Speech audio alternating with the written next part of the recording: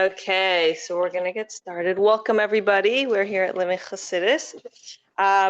Tonight, we have the great zchus of discussing Tishrei with the Rebbe, and it is so nice to be able to share and be inspired and share in the presence of Mrs. Miryam Swerdlov. Mrs. Swerdlov, really, she is above and beyond introductions, and first and foremost, we're so happy and so lucky to have her. I'm waiting to be introduced once. I'm never introduced. Everybody always says, Mrs. Swerdlov. Yes. I'm still waiting. So Mrs. Swerdlov is a chassid. Yes. And she is a teacher of Jewish history in Beis Rivka for many years. She directs a camp for teens visiting Europe and Israel, which I so wish I could join. And we already know this one, but Mrs. Swerdlov is a world-renowned speaker, and we're so lucky to have her. Thank you so much. And I am going to pass around this little bag. Want me to put it on? Is that okay? Yeah. Yeah, sure, but you figure out where it should go. Yes. And you can each take a menshi. And you get whatever you get, and don't change colors with anyone. Yeah, you get what you get, and don't get upset.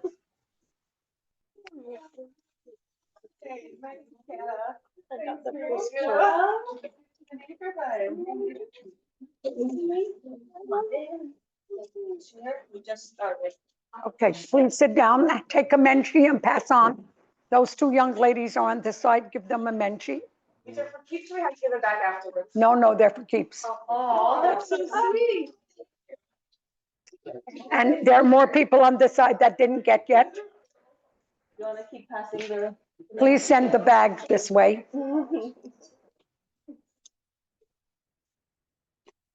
Okay, I'm so happy to be here. And I will explain, when you finish, give me one so I could explain to the camera. Is the camera on me? Yes, it's on you. Yes. Don't thank you though. Can I have a menshi? Now, I want you to play with this for a minute. Just not a minute. The minute is very long. For a few seconds. Oh, there's no more? This is it? Okay, I have mine. And tell me why I'm giving you this.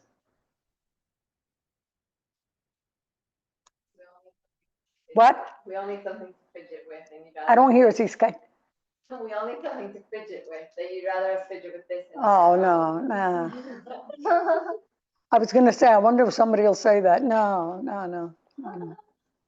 You're above that. Simcha? You're way above that. We can be stretched out. Very good. And you said simcha. What else? Look at it again. Happy. What? Happy. Happy. She said simcha. Happy. Also, what else? No matter how much it's stretched out, it comes back to the same. Very good. What else? So funny. I do this all the time. I was in Eretz Yisrael with my husband one year, and I'm an honorary Hebron person. I love Hebron. I'm in Hebron a lot. Whenever we come, I bring my camp there. We spend Shabbos there. So I was invited by Batsheva of Hebron to speak at a woman's, I'm missing the words, army base. And I took my menshis with me to give out to the soldiers, the women soldiers. I know you just got engaged, and Mr. Oppenheimer will maybe not say that to you, what my husband said to me after so many years. He said, Miryam, you're being so silly. Husbands sometimes say that. You're giving soldiers menchis. Now, what could I have done? What do you think? Yeah, but he wasn't being a menchi at that moment. I could have said, watch me, this is the best Shalom Bayis class you will ever hear. Keep quiet and smile. I did that. And he said, he thought I didn't hear him. He's a very nice guy, but he really thought I didn't hear him, so he said it again. He said, "You're taking menchies to the soldiers? Watch me." Even more than before. I came, I talked, it was wonderful. I don't know how to go on. I'm very bad at this, but it's in here somewhere. The pictures of the soldiers standing with their menchies. And before I left, they said, "Can you give us some more for the women that aren't here tonight?" Now, one of the things that you didn't say is it's flexible. It's flexible. A mensch has to be flexible, because things don't necessarily, finish my sentence, work out the way and you think. So you have to be flexible. And I'm going to do something really harsh. Watch me.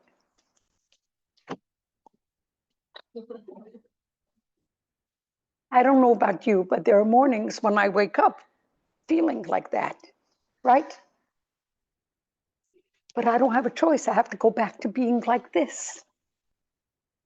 We don't have a choice. We don't have it. I'm sorry. Rebbetzin, I'm in the middle of a class. Mazel tov. What's the baby's name? It was wonderful. Oh, the Tata soll haben a lichtigen Gan Eden, and he should come back very, very soon. Very, very soon. Sei gesund. Bye. I teach in a school for, I don't know how to say it. Anything I say isn't politically correct. It's a seminary for developmentally delayed adults. Is that how you say it? Are you allowed to say that? Anyhow, so my principal wasn't there today, so she called to find out how the class went. Anyhow, how come we go back to this? We need to go back to this no matter what. And how come we could go back to this no matter what? What do you have inside of you? Which is? God. Which is? A part of Hashem. So therefore, they came late, they're not getting menchies. I'm out of menchies. Which is? Oh. Which means that you have, I have one. You want to give my mention? Which means that you are able, not just able, you are, thank you, you are wired to come back to what you're supposed to. That's how you were born. That's how you were born. You were wired to come back to that. Because we have a chelik elokah mimal mamash. We are a chelik elokah mimal mamash. We are part of Hashem. Hashem is part of us. So it's such a machaya that know that when the problem hits you, okay, next. What does that mean? Okay, next. Help me out here. This is a Farbrengens. This isn't a Miryam Swerdlov solo. You're resilient? What? You're resilient? Yeah, you got to go on. You can't get stuck. I love that story. I'm known for it all over the world because I told that story and it went viral, whatever that meant. We were coming back from a Neshei Chabad convention. The convention was in Detroit, Michigan. My daughter, who I'm going to say about, is now 61 years old. So this was a very long time ago. She was at that time 3. And we got to Detroit, Michigan. I will appreciate if the phones are put away. I'm sorry, I can't.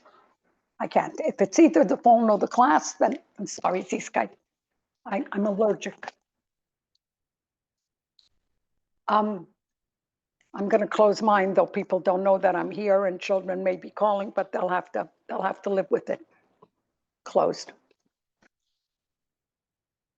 We got to the Detroit airport, and it wasn't what it is today. Today, Detroit is the hub of Northwest. It was a teeny weeny little airport. We're talking UD 61, that's 58 years ago, yeah? We get to the airport and the airport is closed because there's a snowstorm somewhere in America. Now, I left 2 children with my husband, and he knew what to do with them until that afternoon because I'm coming home. He didn't know what to do with them after that. In other words, if supper was after I was supposed to come home, he didn't know supper. He knew lunch. Are you with me? What? I don't hear. Things that pizza didn't exist. You know what? I don't remember. It could be. I don't remember. No, I don't think so. You know, but it doesn't matter. It's part of the story. And I think he gave them that for lunch. Miryam Popak, who was the head of Neshei Chabad at the time, went to the phone. And she put in dimes and nickels and quarters. This is way before cell phones. And she called. I wonder if any of you know the number. You don't because you're post Gimel Tammuz kids. 493-9250. That was 770. That was the Rebbe's number. Miryam Popak called, and it wasn't 718. Wow. I was wondering. It wasn't 718. What was it? 493-9250. That's all it was. That didn't, maybe by then there was a pre-number, but I don't think so.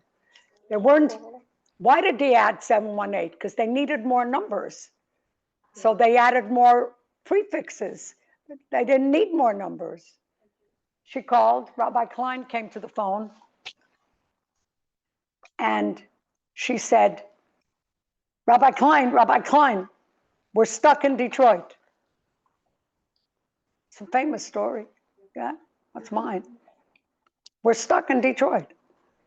And Benjamin Klein said, ein minut, 1 minute. He's gonna ask the Rebbe. He comes back and he says, the Rebbe will wissen, was heißt stuck. The Rebbe wants to know, what does stuck mean? Now, we didn't hear the conversation, but as soon as Miryam Popak started to say, stuck means, I understood that she didn't understand. She was translating the word stuck. What did the Rebbe mean by was heißt stuck? What do you mean you're stuck? There's no such thing. And then the Rebbe said the most incredible words. I eat is kein mal nit stuck. A Jew is never stuck. Where you are, finish my sentence, Where you're meant to be. is where you're supposed to be. That's where you're supposed to be. None of you are stuck here tonight. Obviously, there's something I'm going to say or something that we're going to bring out that we need to hear. Vala'id is kein mal nit stuck. Okay. So, first of all, who am I? And some of you will know me from one, some, except for running Camp YTT, which was one of the most incredible things I do.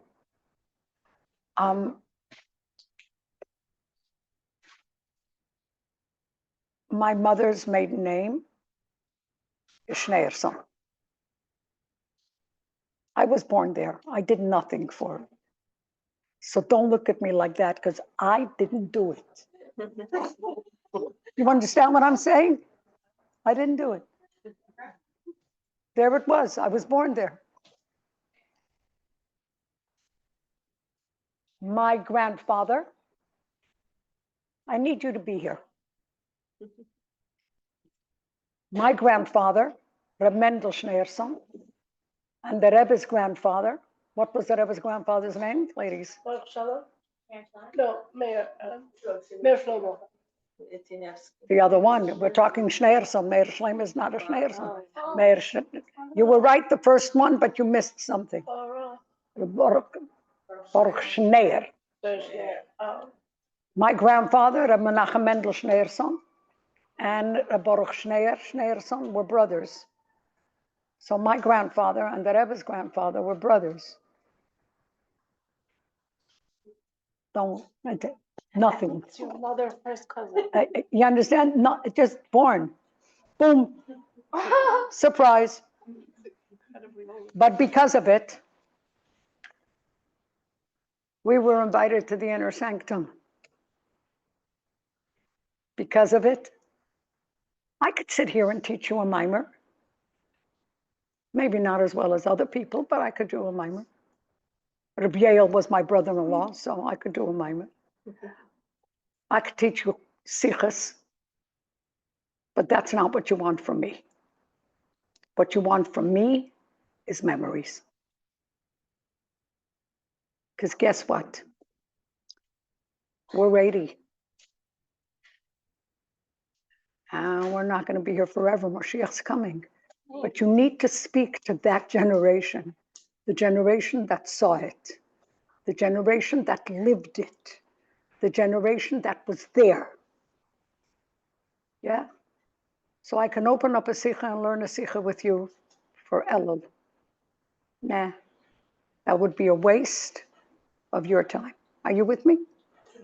Because that's not what it's about. So I'm going to start. I'm going to tell you the most embarrassing story in the whole wide world. And if you've heard me tell this story, and my kids always say, Mom, why do you tell that stupid story to people? So I tell them, you're married already, keep quiet.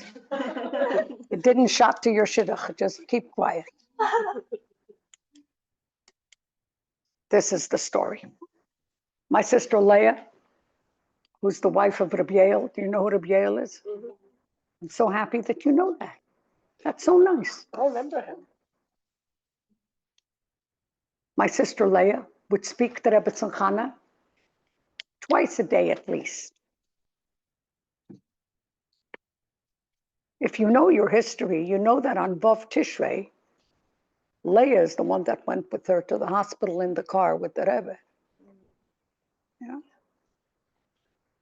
She used to teach Machon Chana, but when it was Machon Chana many years ago. My sister Leah spoke to the Rebbetzin twice a day. And one day she spoke to the Rebbetzin, and the Rebbetzin told her, Rebbetzin Chana we're talking about.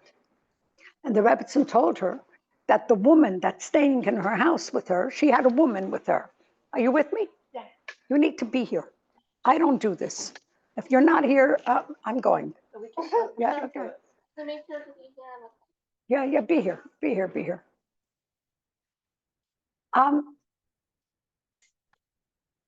I'm just going to keep going, yeah? Talked to Rebbetzin Chana, and Rebbetzin Chana told her that the woman that takes care of her is not going to be there that night. She's going to a wedding. So my sister Leah said to her, you can't stay by yourself. I'm going to send you Merele. Merele, that's me. My name is Miryam, but in the house, I'm Merele. I'm going to send you Merele. I hear her saying she's sending me somewhere. I'm somewhere near 12 years old. And I'm thinking, I'm afraid to go there. Would you be afraid to go there? So was I. And she said to me, Merele, you're going to Rebbetzin Chana tonight. And then she said the most horrible thing a person can say to another person. Behave yourself. I said, now why would you think that I wouldn't? But see, she knew me better than I knew me. Ladies, if you were asked to go someplace overnight, tell me how you would pack, in what you would pack, and what you would take with you. In what? What would you put it in? A bag or a backpack? A backpack, yeah. Something nice. This is when I'm 12 years old. I'm 80. 68 years ago. I took a paper bag from the grocery store. Oh. That's all we knew. I put in the pajamas, the toothbrush. I don't remember if I took toothpaste or not. Oh, really? And off I went to 1414 President Street. I walk in. It's not a nice story, by the way. Did any of you hear it ever? I love the No. story. You love the story? Thank you very much. Why do you love the story? You sing so well. Oh, I walk in and the Rebbetzin says to me, "Du willst trinken Tee?" I'm 12 years old. When you were 12, did you ever drink tea? Not me. So I said, uh-huh. And she invited me into her kitchen and she gave me a glass of hot tea in a cup that didn't have a handle. And it was hot.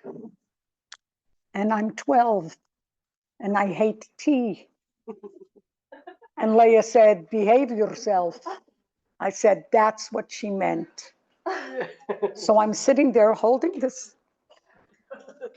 My hands are shaking and I'm so scared I'm going to spill something. Ladies, you'll be very proud of me. I finished the whole tea. I didn't spill anything. And I thought, okay, now I'm good. Now I'm good. The Rebbetzin takes me to the room that the lady stayed in, kisses my forehead, brings Negelwasser to my bed. To this day, I have Negelwasser by my bed every night. My husband brings it. Marry a guy who brings Negelwasser to the bed. What?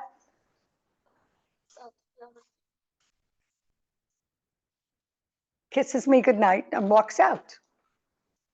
That's what you think. I go into the room and I saw something so exciting. There was a desk like a makeup place. It had a mirror with 2 mirrors on the side. So I could see my back of my hair. I never saw the back of my hair. So I'm doing this. I'm so excited. Right here, there was a doily. You know what a doily is? Yeah. It's crocheted, it has holes in it. On it was a brush. On this doily was a comb. In the middle, there was another doily. And it had a little box in it.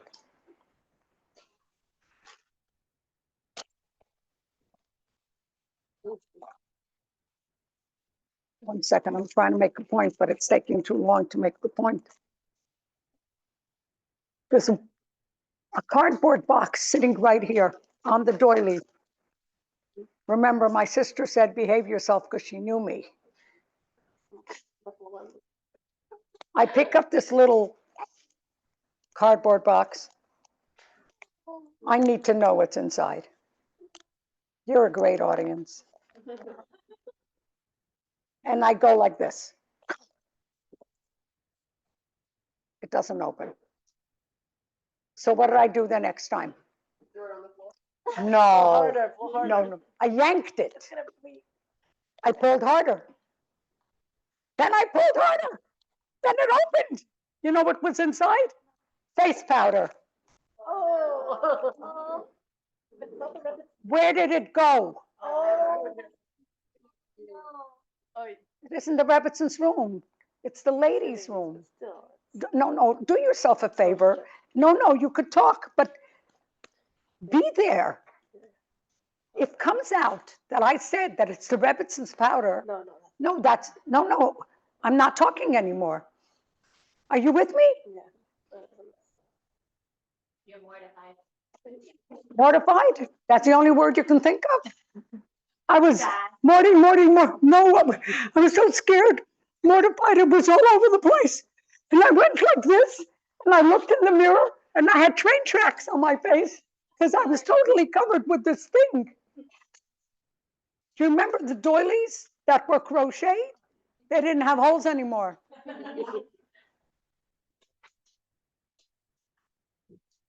I didn't know. I was crying, something awful. I didn't know what to do. You have to watch me for this. Just then,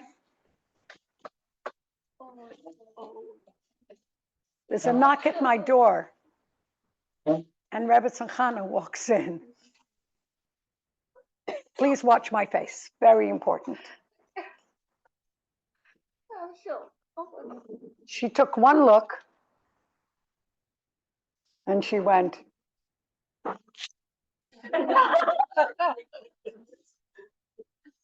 Is that magnificent?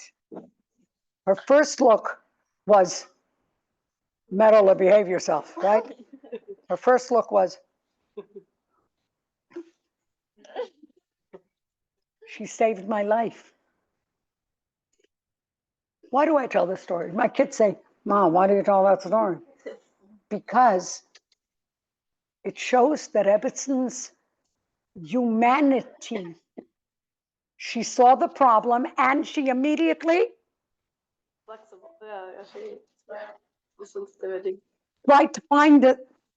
You'll see, she found a solution. We only spoke Yiddish. I'll say it in Yiddish and then I'll translate. Ich will gehen bringen zwei Trappitschkes. A Trappitschke is Russian, but that's how we spoke Yiddish. I'll bring two schmattes. Wir wollen das ausreinigen. We will clean it up. And then she said the most beautiful thing in the whole wide world. Und wir wollen keinem nicht erzählen. And we're not going to tell anybody. I was scared of her son and my sister. I told my sister right away. I hope she didn't tell her son right away. What did the Rebbetzin do in that moment? What's the lesson in life? No? I'm not going further unless you figure it out, because if you don't figure it out, I'm wasting your time and mine. To feel what the other person's feeling is more important. No. Find a solution to all your What? problems. Find a solution to all the problems. Of course. There's a problem? Yeah. Every problem has a solution. Figure it out. Every problem has a solution. Figure it out. What would have happened if she would have remained, please watch me, with this face? You would still be standing there with that. What? The two of you would still be standing there. You know what? That would have been good. No, but it would totally make me into nothing. And like this, she took the doilies to the window and she shook them out. I don't know how much powder was left in that little box. But it showed me, everybody together, there is a solution. You have to find it. Did you mess up? Yeah. Did you mess up big? Yeah. Could you then knock yourself for the rest of your life? Yeah, you could. Sure you could. I shouldn't, but you could. Yeah. No, and we do. We do. And we Yeah. do. And she said, okay, you messed up, kid. But there's a solution. Two solutions. A wet schmata, a dry schmata. We cleaned it up. Then she took me by the hand, walked me over to the bed. I don't think she trusted me so much after that. Walked me over to the bed, waited till I got under the covers, kissed my forehead again, and said, und jetzt geh schlafen. What's the point? Again, what's the point? Tell me, you tell me. Not only the point that I said, what do you think is the point? What are you going? Make big deals out of small things. That's right. What are you going home with? If you're going home with, don't make such a big deal out of Narishkeit. What? Yes. Yeah. Her sensitivity was incredible. That she knew to say, we won't tell anyone. I remember her finger on her mouth. Of course, I told her immediately when I came home. I had to tell Leah. I think it's also the coming back to whole. Very good. Excellent. Excellent. For those of you weren't here, you didn't get a mention, so you won't understand. Nah, nah, nah, nah, nah. It's coming back to the whole. Excellent. Said very well. It's putting the person back together again so they can go further. Yeah? Because in life, there are a lot of boxes of powder. Are you with me? And there are a lot of moments of, I shouldn't have. You know what you did? Fix it, get over it, and go further. My father, Olav Shalom, Ovi Meiri, Reb Zalman Butman, was an incredible human being. When he was 3 years old and lived in a little town outside of Neville, he fell off a homemade swing and broke his knee. His father, there were no doctors and there was no ODA. His father took a towel, the great and mighty towel with rope, and he tied his knee. He straightened out, he thought he straightened out the leg and tied it with a towel and a rope. My father walked on canes his whole life because that knee never healed. There was nothing stopping him. In the year 1945, I was born then, at the end of the war. Do you know the story with Polish DP? So I'll tell you in short. Whoever was, we were in Kyrgyzia, Tashkent, Samarkand. Anybody heard those names? All of Lubavitch was there because Reb Nissen asked the Rebbe, and the Rebbe said to go towards the east because the Germans won't get there. At the end of the war, the Polish people said, if you're a Polish citizen, you can take Polish papers and go through and leave. Go through Russia, go through anywhere, but you have Polish papers. None of us were Polish. We didn't speak a word of Polish. 500 Lubavitchers became Polish. And when they asked the Chassidim, my father, one of them, how are we going to get away with this? We don't speak Polish. Think of what his answer is. I'm not going to tell you. First, you think. What? They're gonna put under mute. I don't hear Ziskite. Mute. No. How can 500 people be mute? And all Lubavitchers being mute, that doesn't even work together. Think. It was brilliant. Think of what the excuse was why we don't speak Polish. We only speak Yiddish. Because we only speak Yiddish. Was that brilliant or was that brilliant? Yeah. And that's how we came out. Oh. And one of the people that came out with us from a city not far from where I was born, I'll tell you the name of the city and you tell me who it was, if you know. Almata. Rebbetzin Chana. She was one of the people that came out with us. And we went to Paris, through Czechoslovakia, through a lot of things. So a Rebbetzin Chana story. It was incredible. Where did we go from Lemberg, where we crossed the border? Where did we go? The United States government it was after the war, so they had these big, how do I explain? Barracks, army barracks in Austria and in Germany.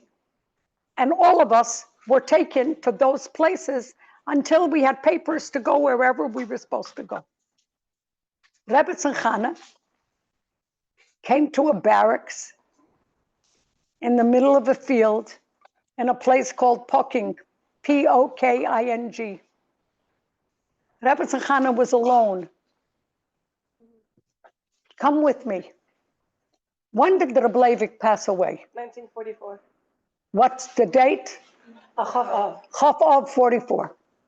This is Erev Yontif 45. She came a year later. She came herself. And I'm really so sorry that neither Sarah Katzman nor Riva Teleshevsky could be here to tell you because they were there. I wasn't. I was 2 years old. She came alone. Nobody, finish my sentence, knew her. It's not like today.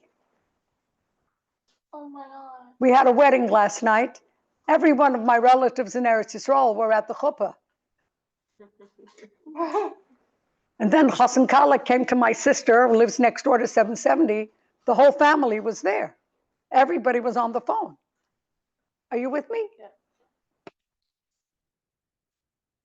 Nobody knew what she looked like. She was a woman alone. And she came. It's so sad because that generation is gone. And there was a woman, Mrs.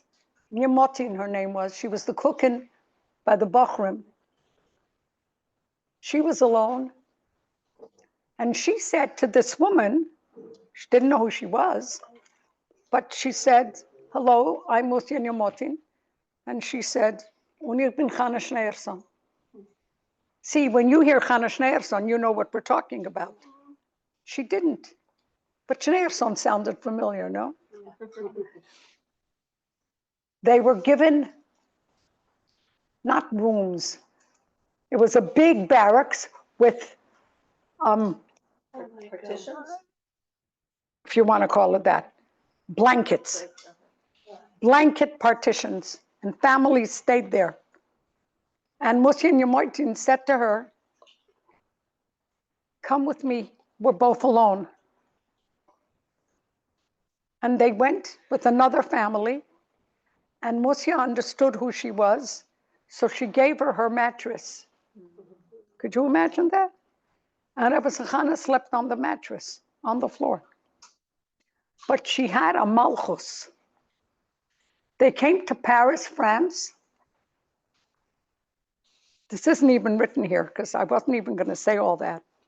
They came to Paris, France. Please don't. Please don't. They came to Paris, France, where we were. And because my mother is Rebbe's first cousin, they came to us. We had just gotten there. I want you to please listen very carefully.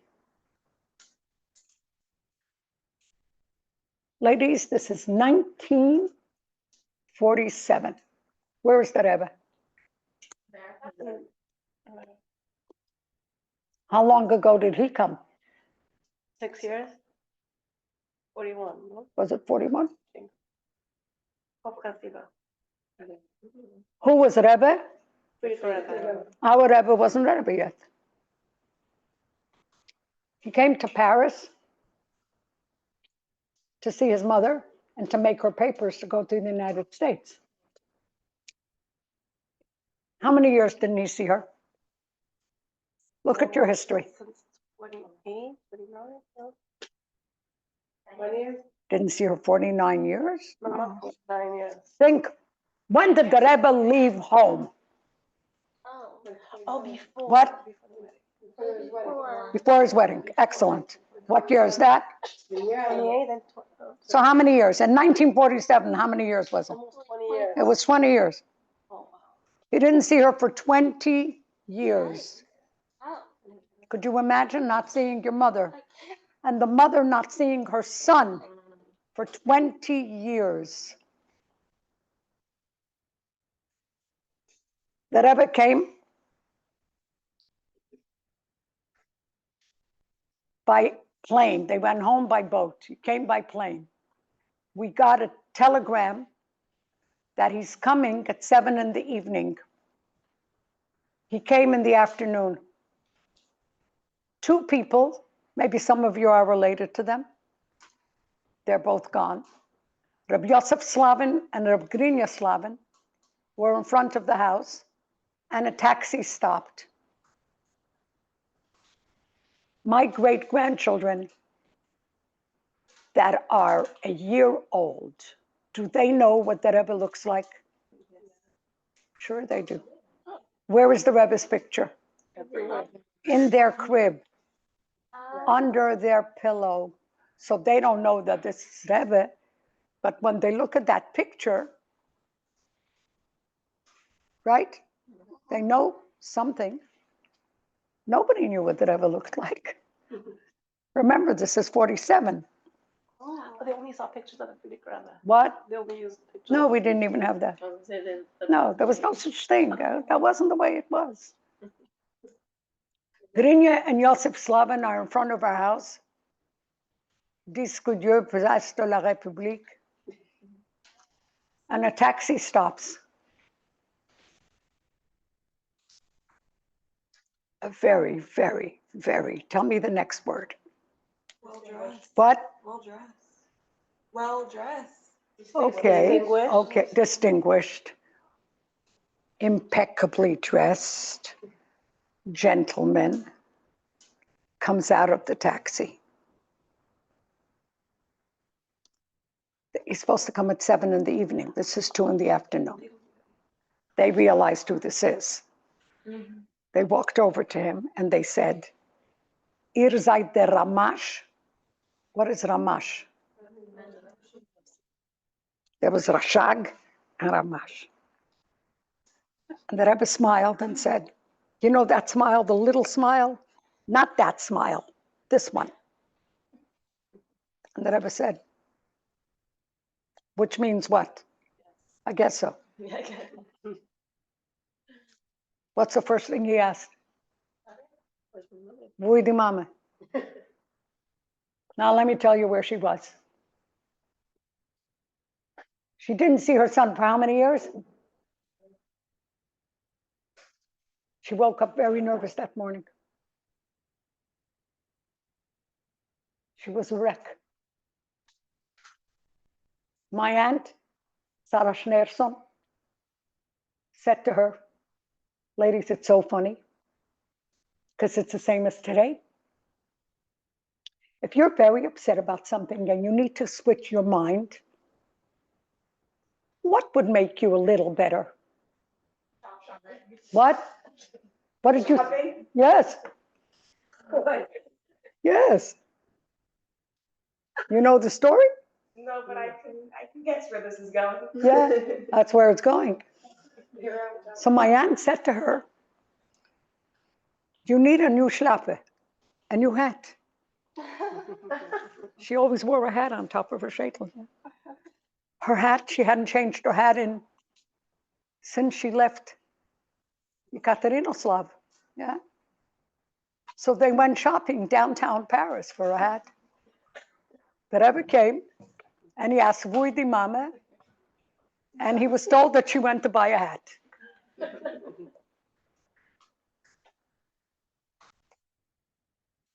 He didn't go into the house. He waited. I was 2 years old. I wasn't there. I can only tell you what I heard. He saw her coming down the block. He went towards her. Imagine the electricity. Imagine the electricity. They hadn't seen each other 20 years. They stood, both of them, crying and shaking. The Rebbe's, how do I say Übergegebenkeit in English? Given over. What? There's no English word. Devotion. Devotion, yeah. Devotion. But Übergegebenkeit is much more, because Übergegebenkeit means you have no ich anymore. You totally, Given over. you're ich. Yeah. Rebbetzin Chana stayed in our house. The Rebbe stayed in a hotel, Henri Lucet, Henry the Seventh. It just doesn't sound right, Henry the Seventh. Henri Lucet sounds better, I think. Near the Opera. The Rebbe came to see her twice a day. And I don't hear you. No. Let me answer that the way I think, not that I know. I know nothing. In those days, you didn't get up on a plane and go anywhere. You only went if you had to. And number two, he was coming for his mother. So I could go on and on and on that if his wife would come, he'd have to be divided. Yeah, I can do that. But that's not the point. He came for his mother. It's not like today, somebody says, you're leaving me for your mother? No. Are you with me? Yeah. Yeah, of course. He came for his Mother mother. and son, yeah. I can go on and on about this, but I'd like to talk about other things too. So I'm going to tell you one story, which to me is very important, because my father is involved. They would go to all the offices in Paris that you have to go to make the papers. One time, my father went with the Rebbe on the train in Paris to go to a certain office. And when they came to the train, these are little stories with big concepts. When he came to the train, my father paid for his ticket and wanted to pay for the Rebbe's ticket. The Rebbe looked at him and said, Reb Zalman, you don't have a chofshi. Is there anything like that in America? You pay for 10 and you get 12? Is there anything here like that? I don't know. I don't take trains, so I don't know. What? A baker's dozen. A baker's dozen? You pay for 10 and you get 12? You pay for 12 and you get 14. Okay. So when the Rebbe came to the train and my father was paying with money, the Rebbe looked at him and he said, Reb Zalman, you don't have a baker's dozen? Or whatever it was called. The Tata said, no. Listen to what the Rebbe answered him. HaKadosh Baruch Hu Chasa al Momenum Shel Yisrael, which means that God tries to save Jewish money. And he said to him, Ich hab zwei. Wenn einer endigt sagt, hab ich noch eine. I have two of those. Why are you not spending? Give me a word. Wasting. Why are you wasting 2 tickets when you can get it for free? What does that show about him? Ladies, if you're not with me, I'm not interested. Except for smart. Smart, we know. Yeah. Except for smart. What? Like he was saving or something? That he was what? Saving, I don't know. Like, No. Saving, nah. His attention to detail. Attention to detail. Oh. Attention to detail. That Rebbe could afford the other 2 tickets, yeah? Or can't, that's not the point. The attention to detail. To be a mensch, you have to pay attention. You have to dot your I's and cross your T's. Are you with me? Yeah. That's who the Rebbe was, is. Yeah? Exact. Not to give in to, watch my shoulders, please. No. What is this? I don't care. Whatever. Yeah, what make, yeah, whatever. What makes such a big deal? Yeah. Yeah. That's fine. Is it something I said because people keep leaving? No. Oh, I didn't even. Are you with me? Yeah. The Rebbe, on every little thing, he was exact. He never walked into a Farbrengen at 140, 135, 129, 128. He walked in at 130. So when somebody says Lubavitch time, I get so angry. What do you mean Lubavitch time? The Rebbe was exact. There was no such thing as Lubavitch time. The Rebbe was exact. And when my kids say something, I say to them, if you're going to be a chassid the way you're supposed to be a chassid. The Rebbe was exact. You could set your clock. Okay. So a few things that I'm going to. Rosh Hashanah by the Rebbe.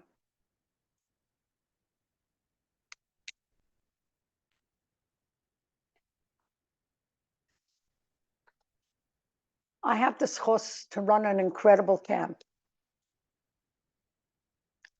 And we go to a place in Eretz Yisrael that a lot of people don't go to, but I'm a historian and I know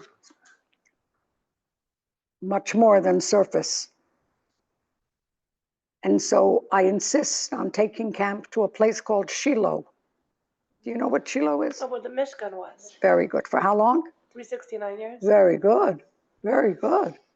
Excellent. I was also valedictorian all my life. 369 years the Mishkan was in Shiloh. But what is the concept of the Mishkan in Shiloh? Temporary, yeah? What? There was a temporary place?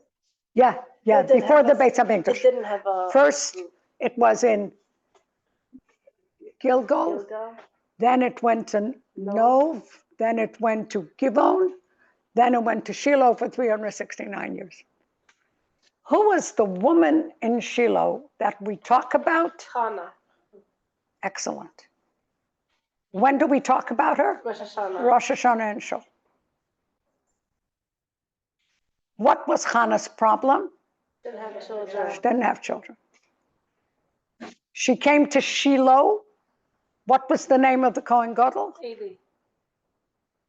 Let other people answer Oh, also. sorry, No, sorry. you're great, but you obviously know everything. I want other people to be here. Eli again. She came to Eli and she cried. Eli thought she was drunk because he had never seen anybody, we didn't daven like that. And then Hannah said, who was born? Who was her son? Shmuel. One of my students wanted to know if it was Shmuel Aleph or Shmuel Beis.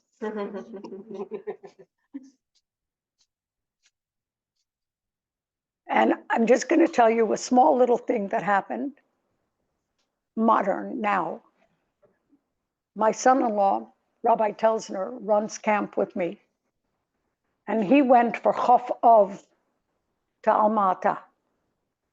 This was Chof Beis Of, 2 days after Reb Leivik's yahrzeit. And he came back to the airport and he calls me and he says, what should I do? I said, take a taxi, come to Shiloh. Why was it so important? I want to know if you're really with me on this. I need you to think. It cost me $275 to have him come from the airport to Shiloh. Why was it so important for me that he come from the airport to Shiloh and be there ASAP? Think. Rebbetzin Chana. Go further. The Chana of the Shmuel's mother. Go ahead. Hi. Go ahead. Or be like the Go ahead. Like near Chofov. What? Surprise for a child? the time for the child. that He she- came back from Almata, So it has to do with like Rebbetzin. from where Reb Leivik was, and Rebbetzin Chana, and he remembered one thing. Shiras Chana is said when? Oh. Rosh Hashanah. We never heard Shiras Chana in our life. Never. Who said the Haftarah of Rosh Hashanah? The Rebbe. How come we never heard it? Said it very low. What did he say? What? His mother? What? He was crying. The Rebbe didn't stop crying. Yeah. The Rebbe didn't stop crying. Wow. by the words, Elanar hazeh hispalolti, I prayed for this child. The only thing you heard was,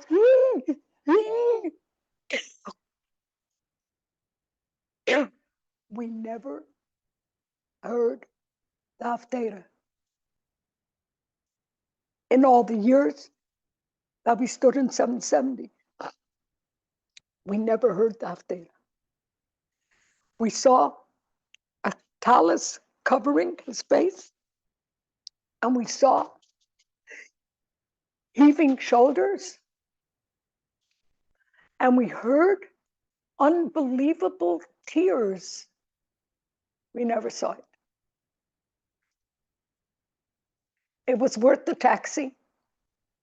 And Rabbi T, as we call him in camp, came, stood in the very same place where Chana, the mother of Shmuel, stood and said those words and told us that he just came back from the kever of Reb Levik.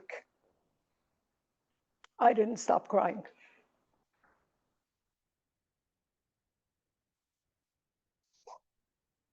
That's who we are. That's what we come from. That's our strength. That's our legacy. This Rosh Hashanah, no matter where we are, when you hear the words Elanar hazeh hispalolti, remember that we never heard them. Because it was so on a different level. Totally on a different level. Tkiyas. What is this? What is so special about this week? Rebbetzin Chana said, I prayed for this child, yeah? And the Rebbe is speaking about a woman whose name is Chana, who prayed for this child. That's all. You could think that it's not, you understand? It's a very emotional thing. It can't be explained in words. Yeah. Tkiyas. The first year after Gimel Tammuz, when they started to say the psukim that the Rebbe said,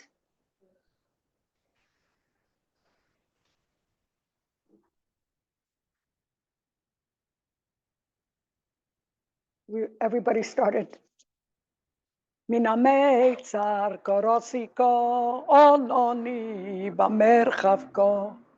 The minute the chazan started saying it, the entire shul said it out loud, because none of us could hear it from anybody else. And it's so funny, as soon as the chazan said it, I started to say it out loud. I thought I was the only one, and then all of a sudden I realized the whole 770 is saying it. And now that's how it's said. Everybody says it together, because we can't stand hearing it from somebody else. Tkiyas without the Rebbe. Can I tell you a terrible story, which is really not nice? Yeah? My seat is in the front. Second row. Which song? Doesn't matter, really. I'm standing in my place, and a girl comes down from the fifth, sixth row in the back by Tkiyas. And she comes, my sheitel goes flying, almost, I grabbed it. And she says to me, אני מוכרחה להיות כאן, I must be here. כי משם אני לא רואה את הרבי. From there, she doesn't see the Rebbe. What do you think I said? With my sheitel half off. ומכאן את רואה? And from here? She said, כן, מכאן אני רואה. Tell me how I felt in that minute. What do you think? I was jealous of her, because I couldn't stop crying, because I didn't see the Rebbe. I knew where he was supposed to be standing. I knew what he was supposed to be doing. He wasn't there. And she saw something. Is that a madrege? Yeah, wow. I think so. Also a little crazy, but it's a madrege. Especially when my shaitel was almost on the floor. This one, Madriga, how you reacted to her. Yeah. A lot of people would have handled it differently.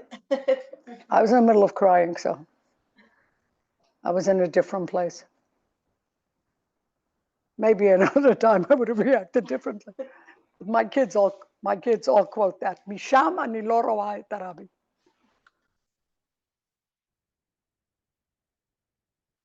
On Gimel Tammuz, on the Gimel Tammuz. I told my husband to call me to tell me what's doing at the wedding, and I closed my phone. He didn't call me. On Gimel Tammuz, Ola Shvei, the wife of the Rosh Hashiva in Montreal, stood by the walls in 770 and hugged them and said, Vent, vent, walls, walls, wer wird euch jetzt stupen? Who's going to push you? It's so wonderful that that girl, not only did she push the walls, she also pushed me and my shaitel, but that they come to be here. Not always so happy, yeah? But it's incredible. It's incredible that we are still what we always were and what we will soon be again. I'm going to share 2 more things with you. Have to put the question. Yes, you're wrong. They want no Nikodim by the rebels, like all of the say the Nikodim before. No, I don't remember. And the I second don't question remember. is the shofar that's now, is it the one the Rebbe used to blow or it's different? What? The shofars that they have now. Is it I don't know. so special? I'm going to share 2 things. Actually, one, which I'm going to tie in. There's a woman in Crown Heights. Does this have a time frame? Does it go from 8 to 9? Is that what it is? Oh, okay. I'm sorry. We want more. No, I'm going to take another 10, 15 minutes. This woman in Crown Heights, she's an African American. Her name is Faye. Do you know Faye? Yeah, she worked by Rebbe. Yeah. Faye was the woman in the Rebbe's house. Mazel tov to you again. So sein b'shot tevu mutzlachas.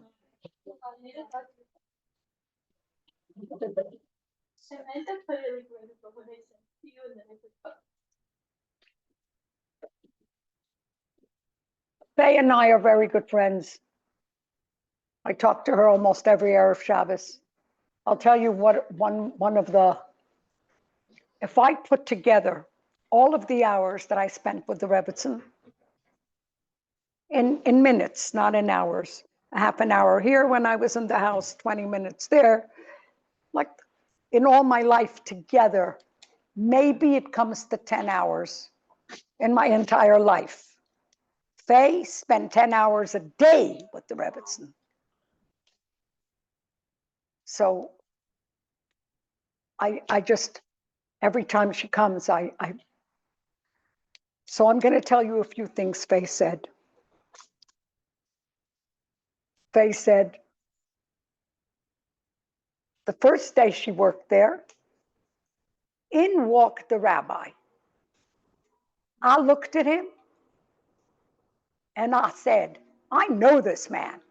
His picture is everywhere.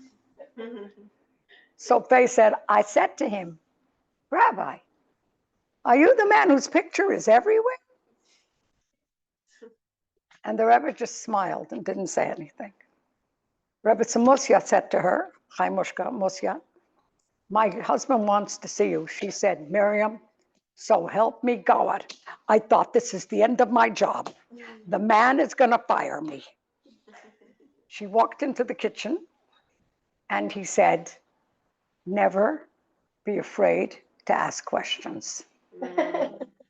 And then he said, you're very observant. He never told me if it was him. Are you the man whose picture is everywhere?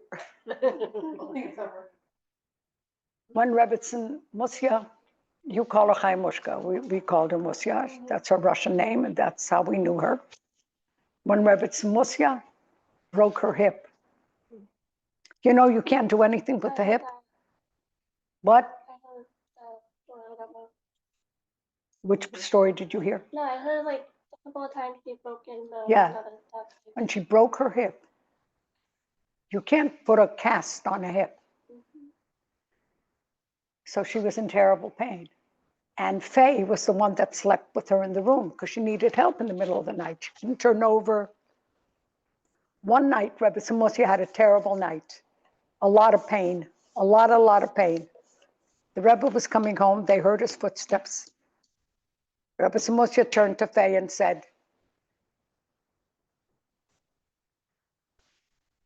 she shouldn't tell the Rebbe that, are you with me? Yeah. We, mere Sidim, we bothered the Rebbe with every little thing that hurt us.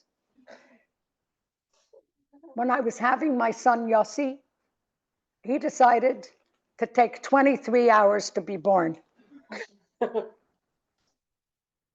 It was at 2 a.m, and the doctor told me, I'm telling this for a reason, and the doctor said, we have to have a cesarean, we have to have an operation. I didn't know this doctor because my doctor was out of town. Before the days of cell phones, I said to this new doctor, Dr. Cheney, I'll never forget it. I said, I'm not having a cesarean unless I ask my rabbi. He said, what did you say? You're going to ask a rabbi if I could perform a cesarean? I said, you know what? I'm sure you don't understand, but that's the way it is. I'm not going under the knife without my rabbi. He said, suit yourself, and walked out of the room. My husband went to a payphone and called my sister in the middle of the night.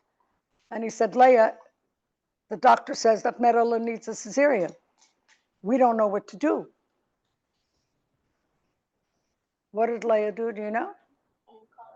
She called the Rebbetzin in the middle of the night. And we did what the Rebbe said, almost.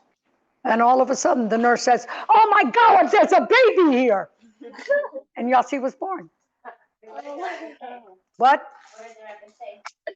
To ask Reifa you did. Because we didn't know who Chini was. Chini wasn't my doctor.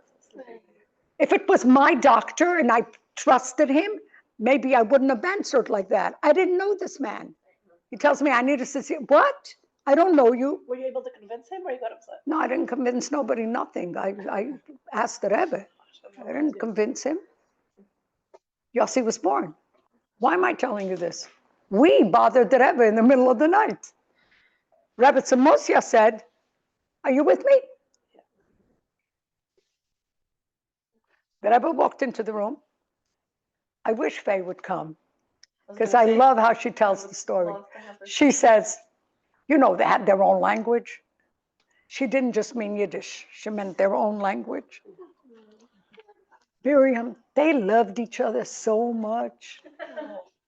Very well. Yeah. What? Accent and everything. Yeah, yeah.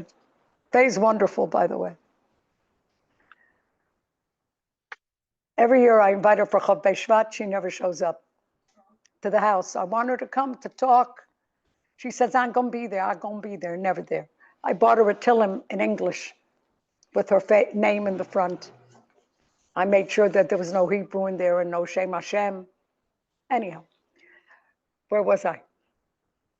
Oh, yeah, I was going to say something. What? Rebbe came home. Yeah, the Rebbe came home. Thank you.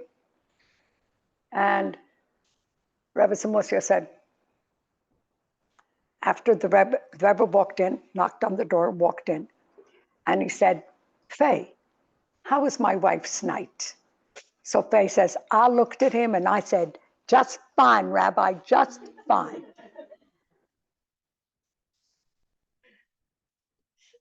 We, Yossi. Are you with me? Yossi A baby, I called the Rebbe about, not me, Leah, in the middle of the night. His wife said, Esther Sternberg, did she ever speak for you? Yeah. So Esther says that it was 1 year, I was about to say it was Chav Beis Shvat, it couldn't have been, the Rebbetzin didn't, Yud Shvat, the Rebbetzin didn't feel good. It was the Yud Shvat before Chav Beis Shvat. The Rebbetzin didn't feel good, and she said to Esther, please don't tell my husband, because then all the Chassidim that are here from Israel, he's going to come home, they're not going to have Yechidus. Are you with me? The Okay, Rebbe didn't need the Rebbetzin to tell her. that's not the point. So it's her. Let's deal with what is. Okay. You know what?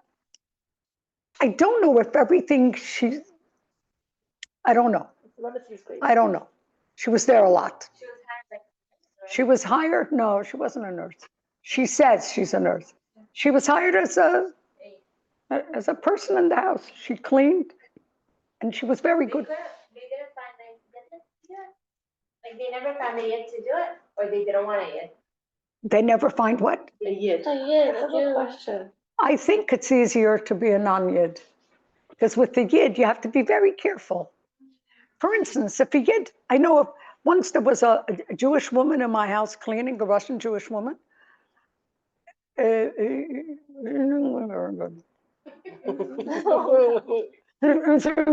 very good.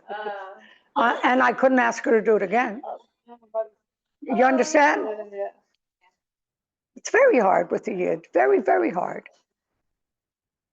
I remember I gave her extra this and extra this. I was badining her rather than she badining me, yeah?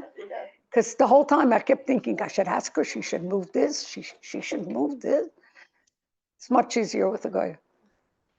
And Shabbos Yom Tov for sure, it's much easier with a guy. Their showers. Yeah, whenever she was needed, of course. Oh, Now, let me go on to this. I don't know which story to tell at the end because two of them are, no, I'll tell this and then. And I'm sorry the Kala left because this is needed for every woman, especially a Kala. No, leave it. Listen well. Faye says, before the rabbi would come home,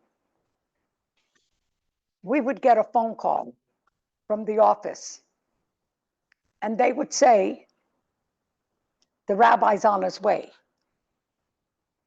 And as soon as Mrs. Schneerson, that's what you called her, would hear that the rabbi's on his way, 3 o'clock in the morning, 4 o'clock in the morning, what do you think she did?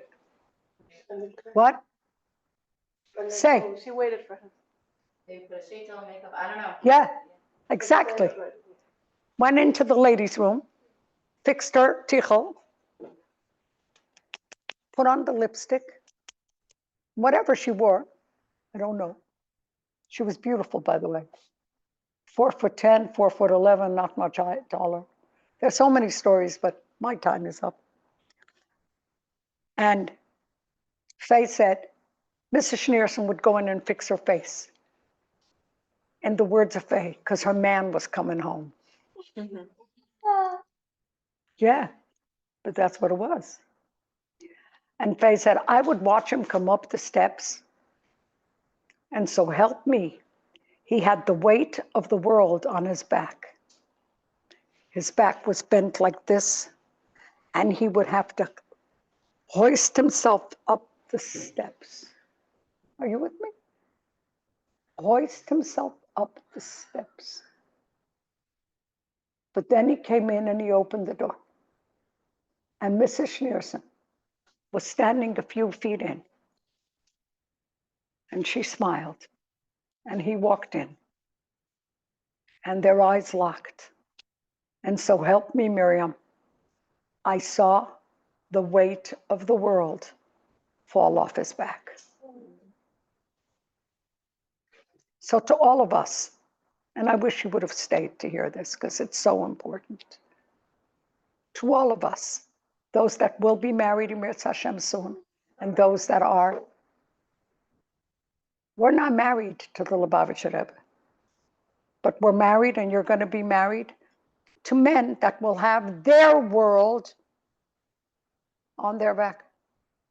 Whatever their world is, even if it's a world that's this big, to them it's not this big. To them it's Yeah. the only one that can take the weight of the world off his back is his wife. And that's what she taught us. My last story. I was 9 years old when I came to the United States. I was 2 years old when the Rebbe was in our house in Paris. 7 years after the Rebbe went back with the Rebbetzin to the United States, we came to America. It took 5 months to get a Yechidus. Even then, we went in the same night we came. It helps when your mother is a first cousin. We walked into the room. Ladies, be with me. The Rebbe looked at us and he said, Kinder, ihr gedenkt mir? Do you remember me? It was 7 years later. He asked me if I still sing. I was 2. I used to sing instead of Essen, Essach. I was 2 years old. I sang Ami, Ami, Pi, Pi, Pi, Pi, Tolki Gangi, Nai, Nai, Nai. And as my brothers tell me and my sister, that he asked me to sing it again and again and again. And he asked me, Du singst noch? I will sing forever. And then he said, again, Kinder, ihr gedenkt mir? Do you remember me? And then he said the most gorgeous words, Ich gedenk euch gut. I remember you well. Any minute, the Rebbe will be back. And he's going to say to all of us, Kinder, ihr gedenkt mir? What are you going to answer if the Rebbe asks you? What are you going to tell him? No? Of course. Of course. So he's going to say, how old are you, Ziskait? I'm gone 31 years. How do you remember me? Go ahead, answer.